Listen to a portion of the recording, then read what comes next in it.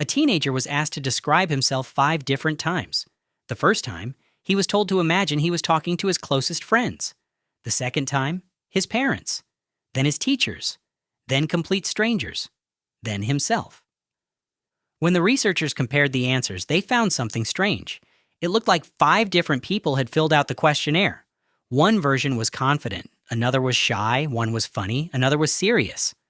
The strange part wasn't that the answers were different. The strange part was that every answer was true. Most people spend years worrying that acting differently around different people means they're being fake. Psychology says the opposite. And if it's right, one of the most common insecurities people have may be based on a misunderstanding. For years, psychologists searched for the real self. They assumed that somewhere beneath all the social masks was a stable personality that never changed. Then the evidence started causing a problem. Because the people who seemed most authentic weren't the people who acted the same everywhere. They were the people whose behavior changed the most appropriately. The trait that predicted success wasn't consistency, it was flexibility, and that discovery pointed toward something much bigger. For most of human history, humans survived in groups, small groups. Your survival depended on relationships. You needed allies, you needed cooperation, you needed people to trust you. The person who acted exactly the same in every situation wasn't necessarily respected. Sometimes they were dangerous. Imagine talking to your friends the exact same way you'd talk at a funeral, or talking at a funeral the same way you'd joke around with your friends. Most people would find that strange. The problem isn't adaptation.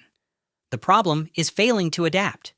Your brain evolved to read social environments and respond accordingly. What feels like changing personalities is actually your brain doing its job. But there's another layer to this. Psychologists call it social identity theory. You don't just have one identity. You belong to many identities at the same time. You're a friend, a student, a sibling, a gamer, an athlete.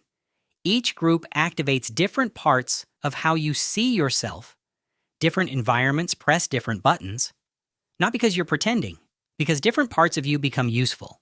The funny version, the focused version, the confident version, they're all real. The question isn't which version is fake. The question is why we expect there to be only one.